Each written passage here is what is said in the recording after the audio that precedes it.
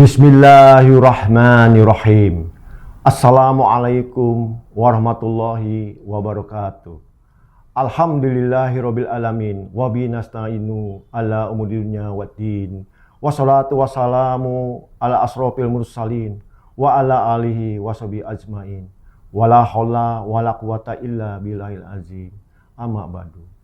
Pertama-tama, marilah kita panjatkan puja dan puji syukur kita kehadirat Allah Subhanahu wa Ta'ala yang telah melimpahkan rahmat dan nikmatnya kepada kita semua, sehingga pada kesempatan kali ini di bulan suci Ramadan di hari 10 terakhir ini kita masih diberikan kesehatan dan kesempatan untuk menjalankan ibadah kepada Allah Subhanahu wa Ta'ala. Salawat dan salam semoga selalu tercurah pada junjungan kita Nabi Agung Muhammad sallallahu alaihi wasallam, Nabi yang kita cintai dan kita rindukan, Nabi yang kita nantikan syafaatnya di yaumul akhirat kelak. Semoga kita tergolong umatnya dan mendapatkan syafaatnya. Amin, amin, Allahumma amin. Lewat kesempatan yang singkat ini, saya ingin menyampaikan mengenai pentingnya sabar. Sabar berasal dari bahasa Arab, sobaru yasbiru, yang berarti menahan.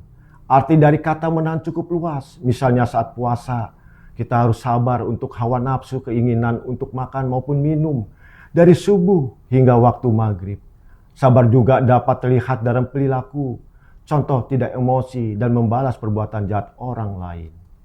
Kaum muslimin dan muslimat yang saya cintai, sabar merupakan kata yang sangat ringan diucapkan, namun sangat sulit untuk dilakukan. Tak semua orang bisa bersabar dengan cobaan yang mereka alami. Padahal jika kita sadari, Allah sangat cinta dengan orang-orang yang sabar. Allah Subhanahu wa Ta'ala berfirman dalam Al-Quran, surat Al-Baqarah ayat 153. Yang artinya, wahai orang-orang yang beriman, mohonlah pertolongan kepada Allah dengan sabar dan salat. Sungguh Allah berserta orang-orang yang bersabar. Quran surat Al-Baqarah 153. Di ayat lain, Allah kembali menegaskan bahwa Ia mencintai orang-orang yang sabar. Hal ini bisa dilihat pada surat Al-Imran ayat 146, di mana artinya, dan Allah mencintai orang-orang yang sabar. Quran surat Al-Imran 146. Dari kedua ayat tersebut di atas, sangat jelas bahwa Allah sangat suka dengan orang yang sabar. Allah juga menegaskan bahwa dirinya bersama orang yang sabar. Sudah selayaknya seorang hamba harus bersabar ketika mendapat ujian dari Allah Subhanahu wa Ta'ala. Allah menguji ketakwaan kita dan keimanan kita dengan berbagai cara. Allah ingin tahu apakah hambanya memang beriman dan meminta pertolongan padanya, atau justru berpaling menggunakan jalan setan. Memang sabar itu tidak mudah. Perlu proses untuk melatihnya. Perlu perjuangan dan pengorbanan yang tidak sedikit. Misalnya saja bersabar menghadapi godaan maksiat. Keimanan seseorang akan sangat diuji ketika ia dihadapkan dengan perkara kemaksiatan. Apakah nantinya ia tergoda atau justru mampu menahan diri dari perbuatan maksiat. Menahan diri dari apa yang kita senang itu sesuatu yang sangat berat. Keteguhan hati dan keyakinan sangat diperlukan dan dipertaruhkan. Oleh karenanya Allah sendiri tahu bahwa bersabar tidak mudah. Seperti yang sudah dijelaskan dalam Al-Quran surat Al-Baqarah ayat 45. Artinya, dan mohonlah pertolongan kepada Allah dengan sabar dan salat. Dan sabar dan salat itu sungguh berat, kecuali bagi orang-orang yang khusyuk.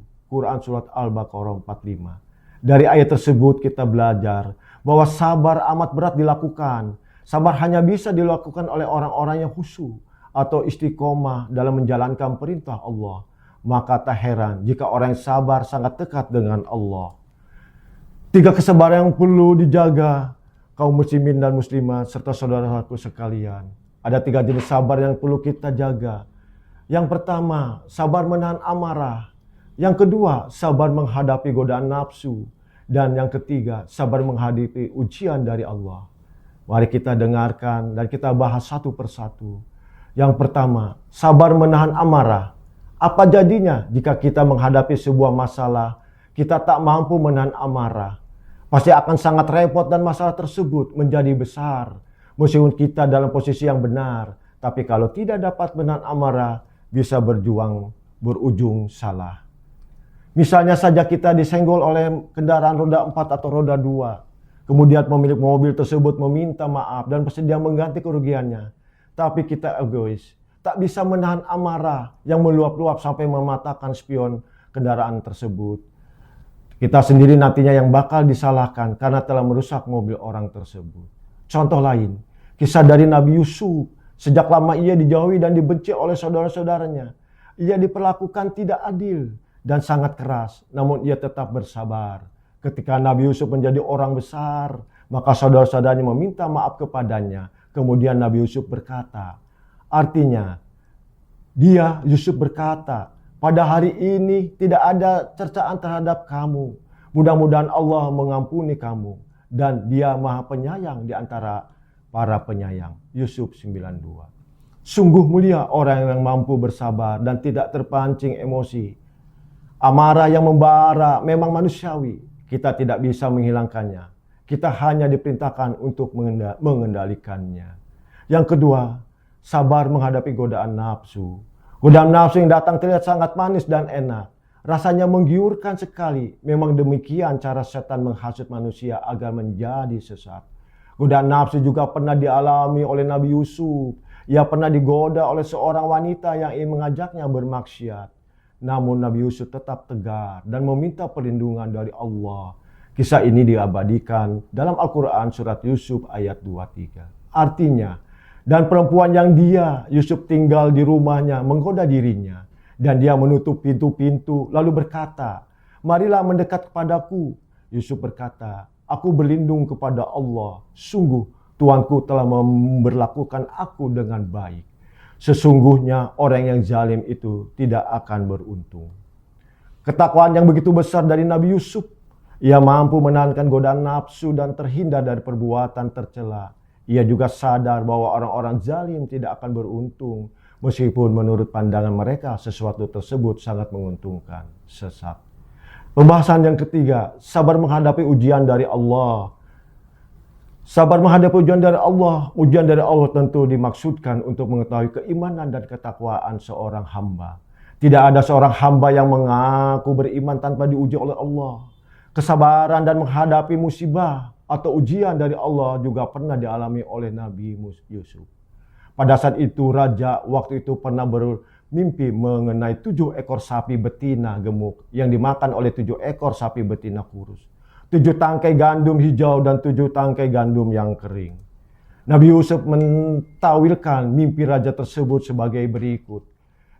Yusuf berkata, agar kamu bercocok tanam 7 tahun berturut-turut sebagaimana biasa. Kemudian apa yang kamu tuai, hendaklah kamu biarkan di tangkainya kecuali sedikit untuk kamu makan. Kemudian setelah itu akan datang 7 tahun yang sangat sulit. Yang menghabiskan apa yang kamu simpan untuk menghadapinya. Tahun sulit. Kecuali sedikit dari apa bibit gandum yang kamu simpan. Setelah itu akan datang tahun di mana manusia diberi hujan dengan cukup. Dan pada masa itu mereka memeras anggur. Quran surat Yusuf 47-49.